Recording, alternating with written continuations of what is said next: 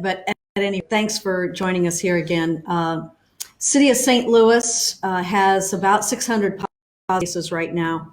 And by this evening, when we publish the official numbers, more than that.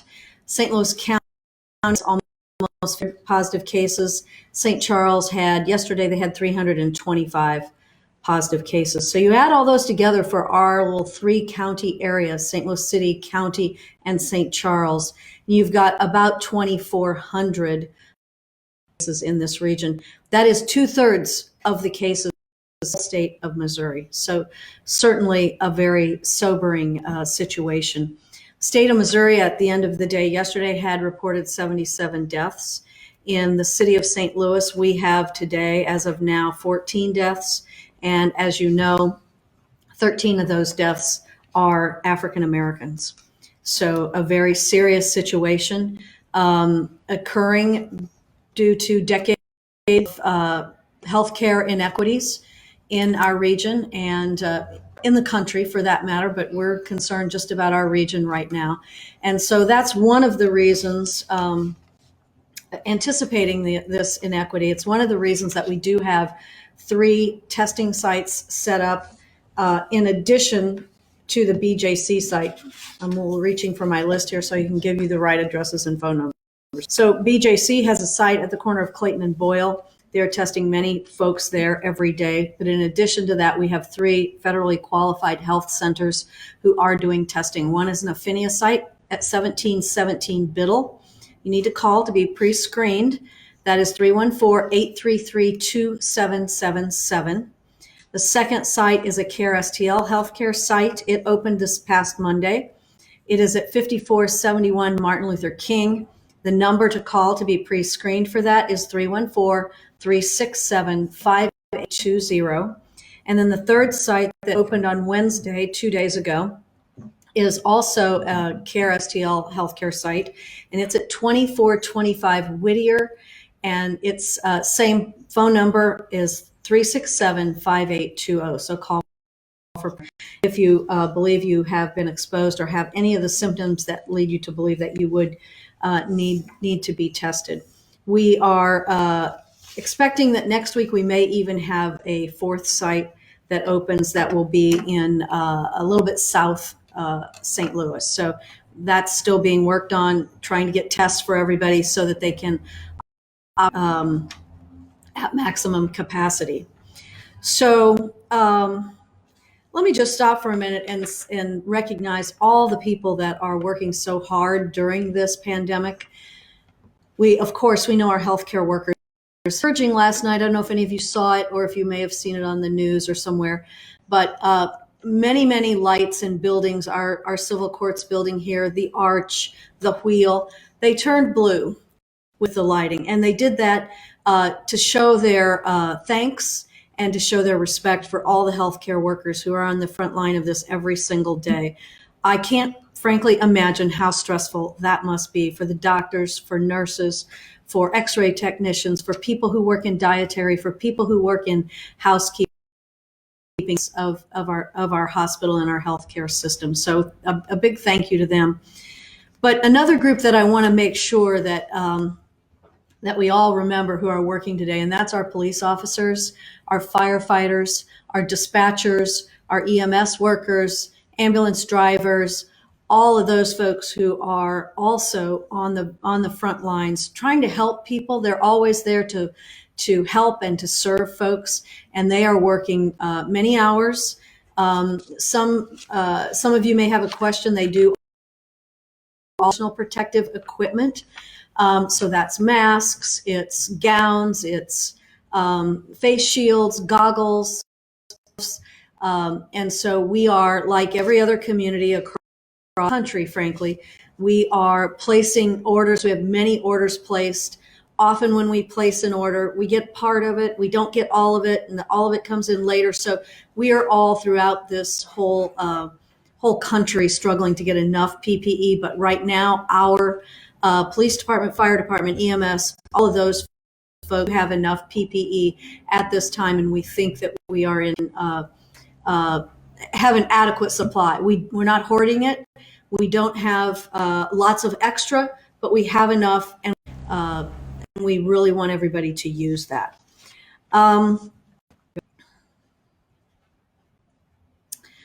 Let me want everybody to use that.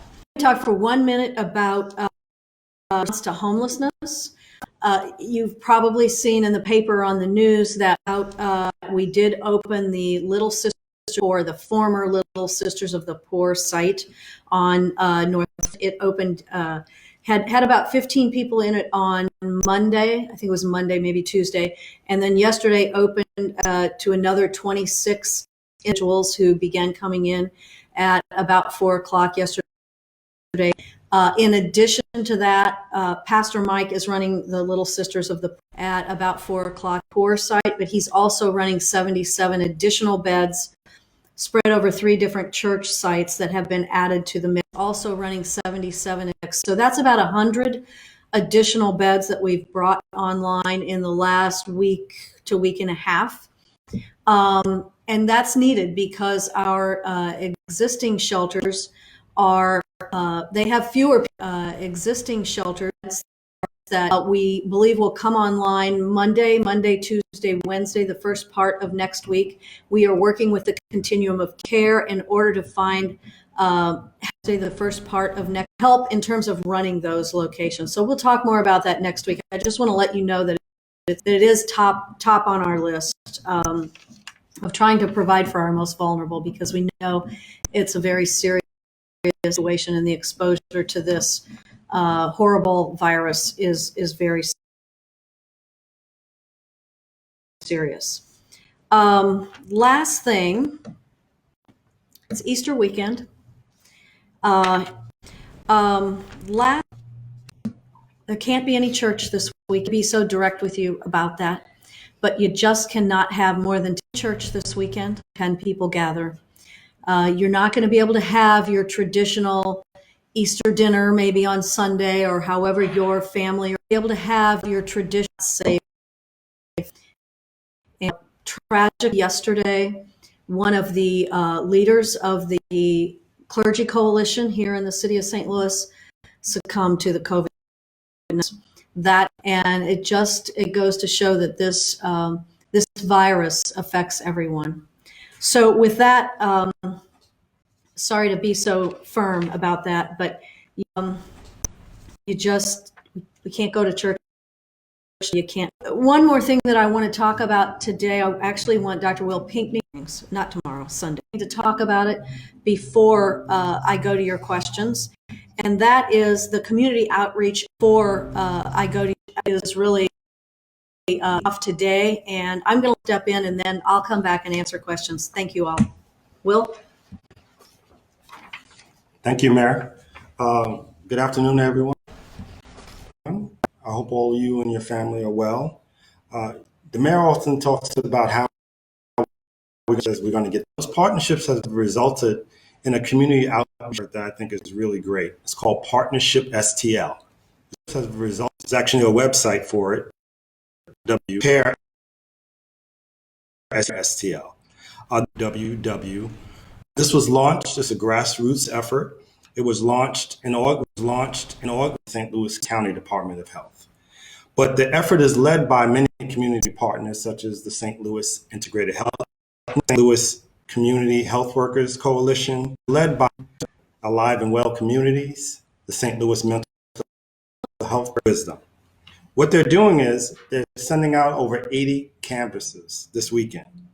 Those 80 canvases are going to be spread out in North St. Louis. 80 canvases this weekend. And they're going to be heading to grocery stores and pharmacies on Saturday and Sunday. We're trying to get to all populations. Pharmacies on Saturday and Sunday has affected all of us equally. There's no group that is immune from it. And if you look at the data, and the data that's come out of the health department equally, there's no department we see that African Americans are disproportionately affected by this virus. So we really want to get out there. The people who are going out there to reach out to the community, going out trying to message within the African American areas, want you to be prepared to handle it. We want you to learn how to. That we want you to stop the spread. The mayor can talks about this. We're trying to the mayor continually flatten that curve with spread and survive physically, emotionally, and economically. We often talked about physical health around this crisis. We're really focused on physical health. Well, mental well-being is just as important as our physical health.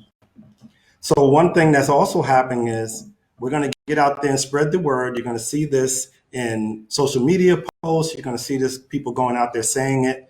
If you're not going to get out there and spread feeling yourself, and we've all been there. I've had it happen to me. I've had times in my life where I've been under extreme stress, and we've all felt myself. We want you to dial 211 and then press 1.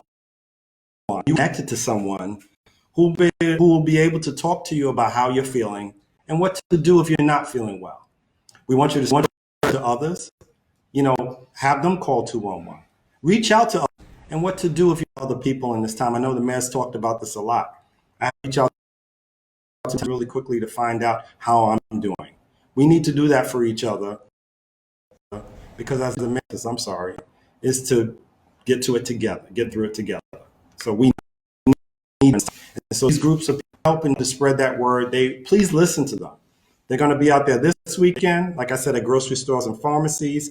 Next weekend, please going to go to laundromats, check cashing places, churches, and then check cashing places. You're going to see a lot of stuff, like I said, on social media. You can't do it enough to get the word out.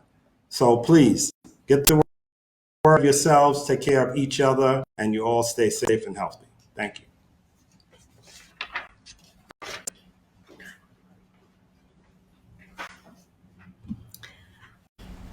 Thank you all.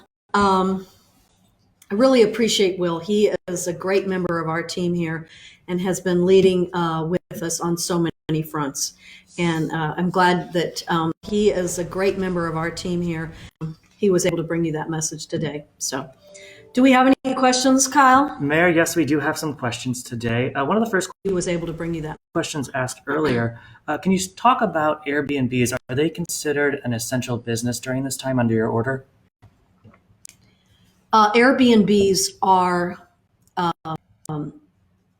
still able to operate, similar to a hotel, and but they do, regardless of who rents it, they do have to abide by the 10-person, and but they do rules. So don't. I've heard a few folks complaining about Airbnbs that maybe. I've heard people rent them and then they have parties. That's a definite no-no. If you rent them, it's you and your own family. That's fine. You can stay in an Airbnb, but the 10-person rule still applies. Great. Sarah would like to know, the city purchases PPE. Can you talk about that process, and have we been able to obtain enough PPE for our workers? We have enough PPE for our workers right now, constantly using it, but we are constantly using it and ordering more and getting more in. We don't have extra, really. I mean, hoarding it, and N95, we're sharing when we need to, and then folks are able to, we're trying to make sure when we need to, everybody has enough. Our fire department, our police department, EMS, refuse drivers, folks cutting grass, every department, EMS, everybody who's performing an essential service. But it is a challenge. I'm not going to kid you. It's a challenge to keep stock. And so, yes, we have enough now, and we want every single city worker to use it. I've got my mask here. Did I show you this last time? I didn't. Did I think every single city worker to use it? I just got this yesterday. So I wasn't using it to talk to you, but the St. Louis Fashion Fund made this mask for me. I'll give a little shout out to them. And so I can't talk to you through it too well, but there's a look. And when I go out, I wear it. So I know that when you go to the grocery store, we're recommending that you wear a mask. We're recommending a cloth mask because, frankly, we want to save the N95 for the healthcare workers and first responders who really need them. Robbie wants to know about the Little Sisters, the former Little Sisters of the Poor site. How many beds are at that location, and will there be any expansion of those beds? So Little Sisters of the there's 26 beds open today, and there's another 51 beds that as soon as we get an operator for those beds, which we hope will be any day, and there's another now, we be those beds as well. Those are not, the 51 are normally double bed beds as well. Rooms right now, we are not going to use them as doubles, if you will, till we absolutely have to. We just want people to how much space is needed as doubles, if you. We have a question from Tracy. She wants to know what kind of protections or plans to protect those incarcerated at CJC or MSI. Tracy, thanks for that question. We've Place to protect. Answered it a few times, but I think it bears answering, which is about 3 weeks, maybe 4 weeks ago by now, we stopped having visitors in either seat, but I think it bears answering, which is CJC or MSI. So that was one way, or MSI, to assist in reducing for anyone who comes in 15 days. Like something's flickering on and on. Well, hopefully this is, we'll see. It looks like it might be going in and out. At any rate, so yes, we've done that, and we also have our jail population is reduced significantly. This morning it was about 730 individuals in 2 different facilities. Our jail population is facilities because we're trying to keep as much distance as possible. Mayor Mike would like to know, can you speak Trying to keep as much distance about how this order is being enforced and where individuals can report maybe a business that they believe is not following the stay-at-home order? So, Mike, the question is about how is the stay-at-home order being enforced? It is, if you see someone that you think is not following the order, or a business that maybe is open and you think being enforced, I think that they should not be. First place to call is 622-4800. That's placed at the Citizen Service Bureau. You can also tweet to them online if you'd like, which is at STLCSB. And you can also put a complaint in online. So 3 ways to reach the Citizen Service Bureau. And they will make sure that the health department knows about that situation. The health department will visit with the business if it's warranted. And if needed, they will cite the business. I know some people have been posting about this on Facebook or Twitter. I see some of that, but the most, I'm only seeing part of it because I don't see every post. So the most effective way to do that is through the Citizen Service Bureau, 622-4800. So the at 622 STLCSB or online city's website. Mayor, we have a question from social media about parks. Is it still okay for individuals to visit our parks to do their exercising, for example? It is. Our parks in the city of St. Louis are open. They are open with a couple of caveats. One, no playgrounds. That playground equipment is just not clean enough for you to have your kids tennis ball. Again, just not safe for you to be right next to one another, for you to be right next to, and I think we're fading in and out of this again. So no court. The thing is, though, you can take walks in parks. You just need to be socially apart, at least 6 feet apart. What we've done in our major parks is we have closed many of the roads in major parks. In Forest Park, we've closed some of the in parks. We have closed many interior roads. Carondelet Park, we've closed all but one road, the road that runs directly through it. O'Fallon is closed. Wilmore is closed. I'm missing one park here to name, but I also know that the roads in Tower Grove Park are closed, and that's so that name. But and the people, the walkers, the joggers can have more room to enjoy the park versus the cars. The joggers. All right, Mayor, we're going to wrap up with just one more question. Regarding those meals being provided at SLPS, can you give a little details about that? Specifically, do the parents have to be present with the children, or do the children need to have any identification or anything of that nature? So there are 35 with the children? Or different places where kids 18 and under can pick up meals. It's a grab and go bag. It's got a breakfast and a lunch in it.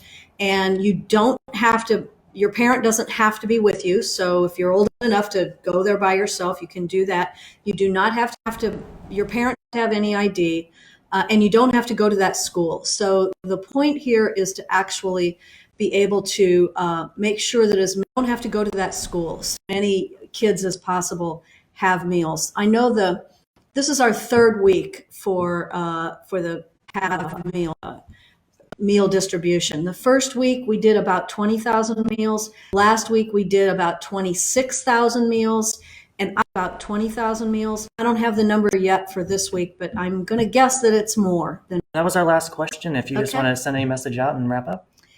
I just want to say thank you. It is so important I just want to say thank you, Order, who are keeping 6 feet apart, who are hand washing. Those are the only two things that we can do to stop the spread or to slow the spread. There's no pill, there's no shot, there's nothing, no medicine, nothing we can do except stop the spread or to slow our behavior. And so thank you for doing that. I will say to everyone, have a nice weekend. And so thank you for doing it's a little cool, but it's still a bright, sunny day. Take care of yourselves. And if you see our police officers, our firefighters, our dispatchers, our first responders, the folks who are working for you, give them a thank you. Thank that grocery store clerk for working when you're there, and of course our health workers.